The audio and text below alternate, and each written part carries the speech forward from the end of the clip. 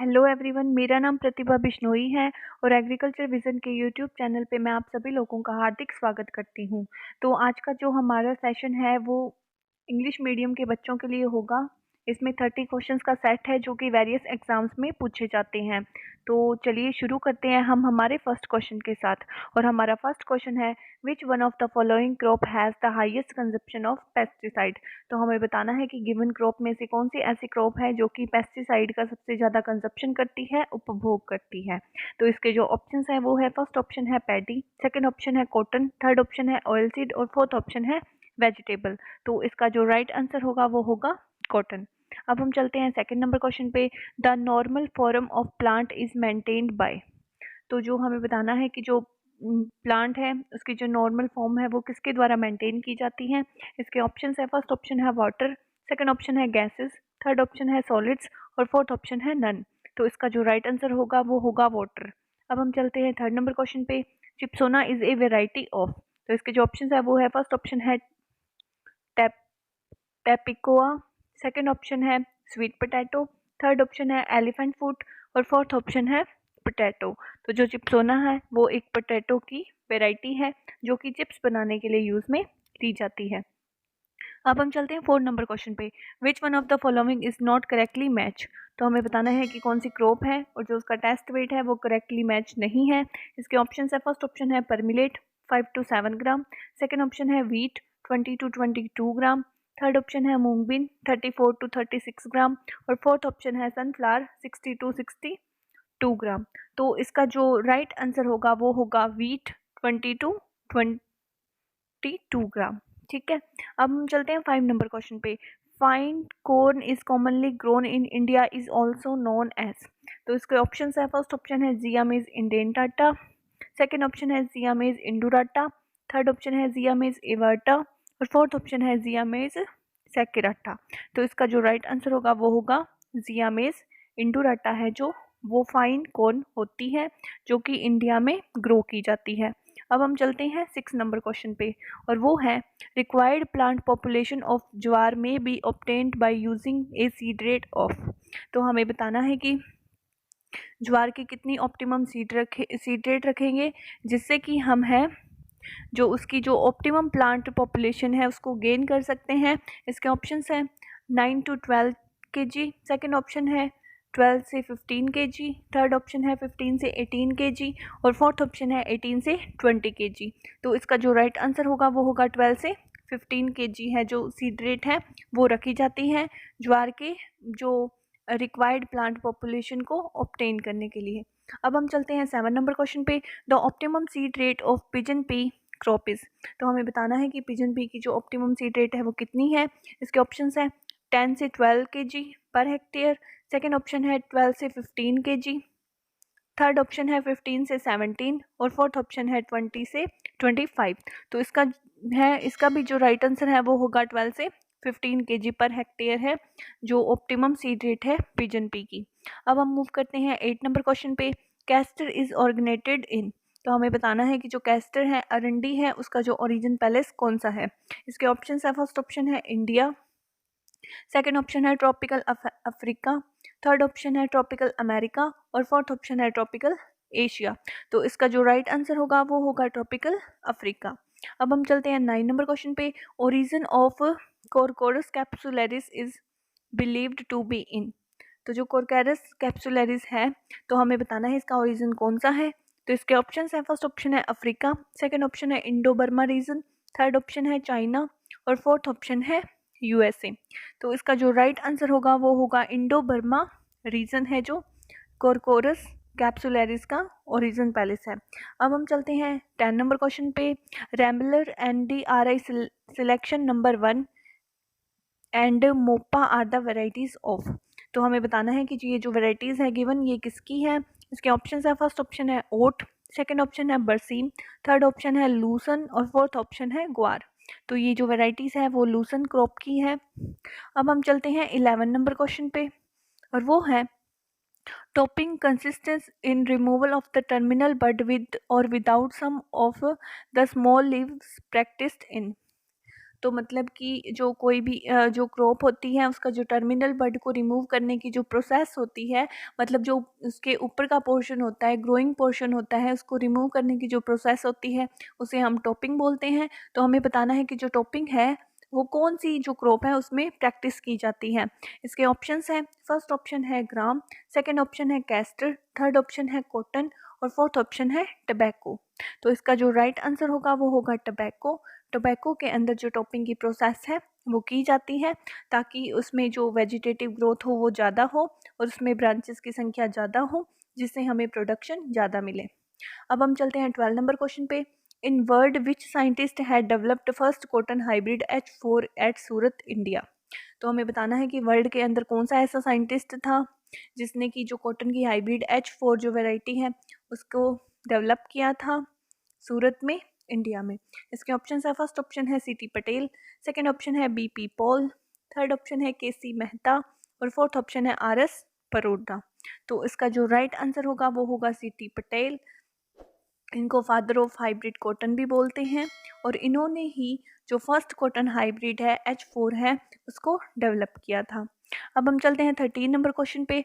For which nutrient element plant depend strongly on chelation to improve availability and transport from soil to plant root surfaces। इसके option है, first option है calcium, second option है magnesium, third option है Fe iron और fourth option है boron. तो इसका जो राइट आंसर होगा वो होगा Fe या फिर आयरन। अब हम मूव करते हैं 14 नंबर क्वेश्चन पे। The micronutrient which is constituent of vitamin B12 is. तो हमें बताना है कि कौन सा ऐसा माइक्रोन्यूट्रिएंट है जिसमें कि विटामिन B12 पाया जाता है।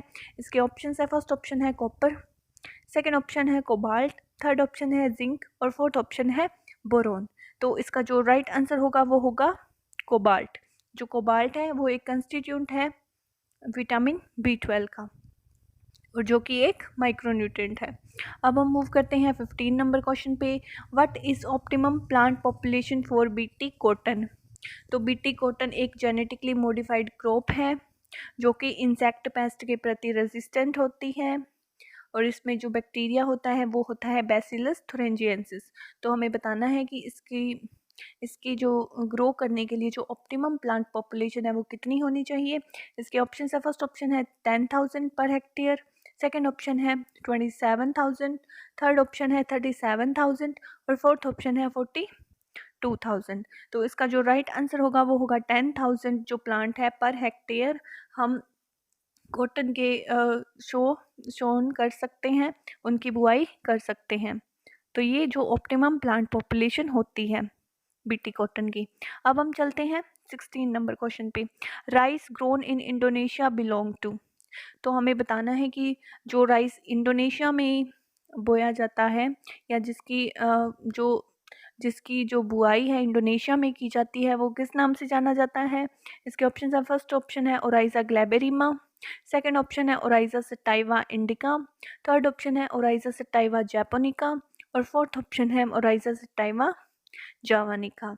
तो इसका जो राइट आंसर होगा वो होगा ओराइजा सटाइवा जावानिका है जो कि इंडोनेशिया में उगाया जाता है, जबकि जो ओराइजा सटाइवा इंडिका है वो इंडिया में और जो जैपोनिका है वो जापान में उगाया जाता है।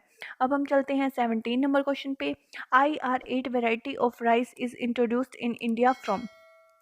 तो जो IR8 वेराइटी है वो राइस की है, तो हमें बताना है कि वो इंडिया में कहाँ से इंट्रोड्यूस की गई या फिर कौन सी कंट्री से इंट्रोड्यूस की गई। इसके ऑप्शन है, फर्स्ट ऑप्शन है ताइवान, सेकंड ऑप्शन है फिलीपींस, थर्ड ऑप्शन है इंडोनेशिया और फोर्थ ऑप्शन है USA। तो इसका जो राइट आंसर होगा वो होगा फिलीपींस। ओके। अब हम मूव करते हैं 18 नंबर क्वेश्चन पे।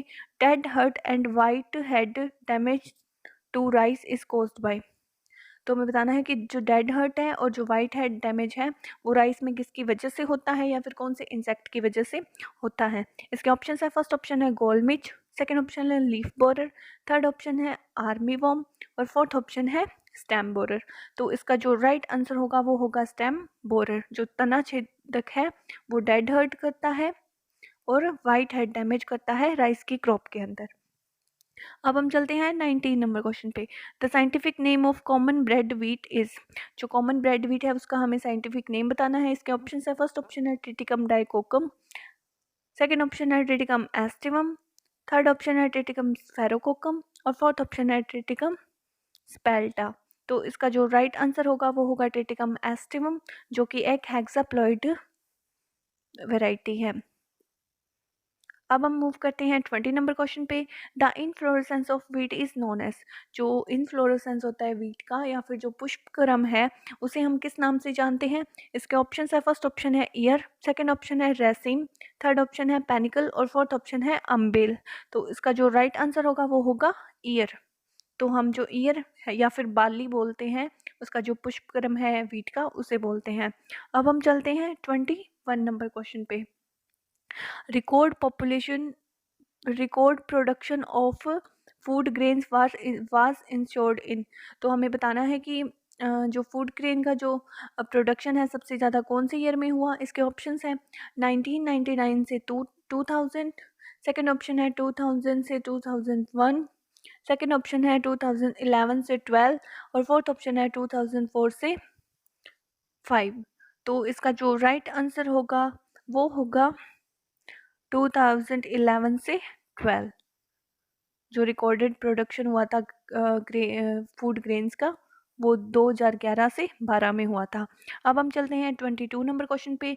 Which state has the largest area and highest production of sugarcane in country. तो हमें बताना है कि कौन सा ऐसा स्टेट है जहाँ पे जो शुगर केन है उसका हाईएस्ट प्रोडक्शन होता है और हाईएस्ट एरिया है। इसके ऑप्शन हैं, फर्स्ट ऑप्शन है तमिलनाडु, सेकेंड ऑप्शन है कर्नाटका, थर्ड ऑप्शन है यूपी, फोर्थ ऑप्शन है बिहार। तो इसका जो राइट आंसर होगा वो होगा यूपी या फिर उत्तर प्रदेश, जहाँ पे जो शुगर कैन है उसका प्रोडक्शन सबसे ज़्यादा होता है। अब हम चलते हैं 24 नंबर क्वेश्चन पे। Which one of the following crop is most sensitive to both excess moisture and drought. तो हमें बताना है कि कौन सी ऐसी क्रॉप है जो कि जो एक्सेस मॉइस्चर है, ज़्यादा मॉइस्चर होने के प्रति भी सेंसिटिव है, संवेदनशील है, और जो सूखा है या फिर ड्रोट जिसे बोलते हैं उसके प्रति भी संवेदनशील है। तो इसके ऑप्शन है, फर्स्ट ऑप्शन है डायरेक्ट सीडेड राइस, मतलब सीधी बुआई किया हुआ धान, सेकंड ऑप्शन है मेज, थर्ड ऑप्शन है सनफ्लावर और फोर्थ ऑप्शन है सोरगम। तो इसका जो राइट आंसर होगा वो होगा मेज। तो जो मेज है वो एक्सेस मॉइस्चर के प्रति और जो ड्रोट है या फिर जो सूखा है उसके प्रति सेंसिटिव है।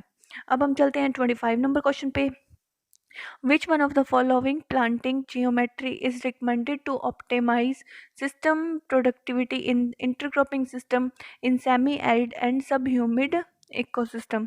तो हमें बताना है कि कौन सी जो प्लांट जियोमेट्री है वो हम चूज़ करेंगे जो सेमी एरिड है और जो सब ह्यूमिड एरिया है वहाँ पे इंटरक्रॉपिंग सिस्टम के लिए, जिससे कि हमें क्या हो, हाईएस्ट प्रोडक्टिविटी मिले।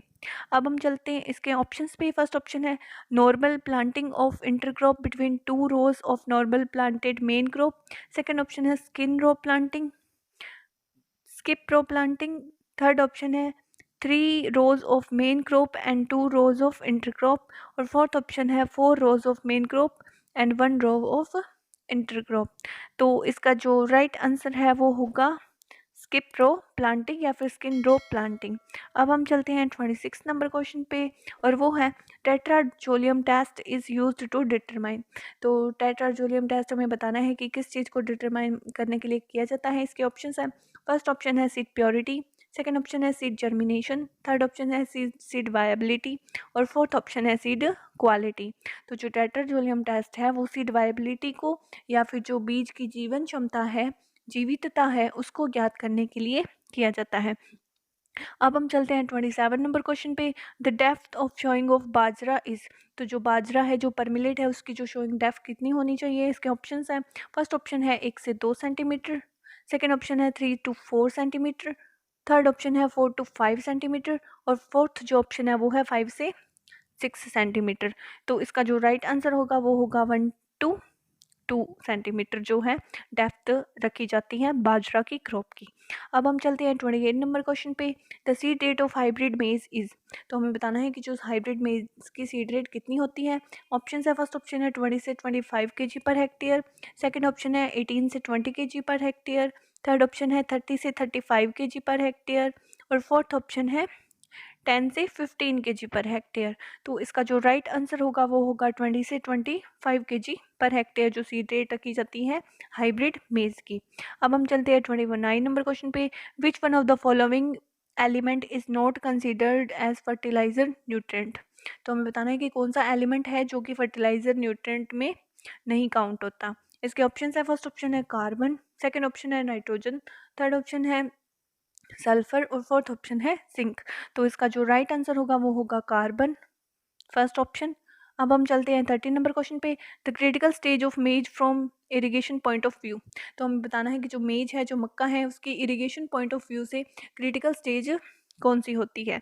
तो क्रिटिकल स्टेज क्या होती है, एक ऐसी स्टेज होती है जिस समय जो क्रॉप है उसको सबसे ज़्यादा पानी की आवश्यकता होती है, लेकिन अगर उसे उस समय पानी नहीं मिल पाता तो उसकी जो ग्रोथ है वो रुक जाती है, जिससे कि हमें उपज कम प्राप्त होती है। इसके ऑप्शन हैं, फर्स्ट ऑप्शन है सिल्किंग स्टेज, सेकेंड ऑप्शन है टैसलिंग स्टेज, थर्ड ऑप्शन है बूट स्टेज, और फोर्थ ऑप्शन है डफ स्टेज। तो इसका जो राइट आंसर होगा वो होगा टैसलिंग स्टेज। ठीक है, तो इसी तरीके से जो हमारा आज का सेशन है यहीं पे समाप्त होता है। अगर आपको किसी भी तरीके का डाउट हो तो आप उसे कमेंट सेक्शन में पूछ सकते हैं, और इससे पहले वीडियोस आ चुकी हैं, इनका जो लिंक है वो डिस्क्रिप्शन में दिया हुआ है, आप उन्हें वहाँ से देख सकते हैं। Thank you.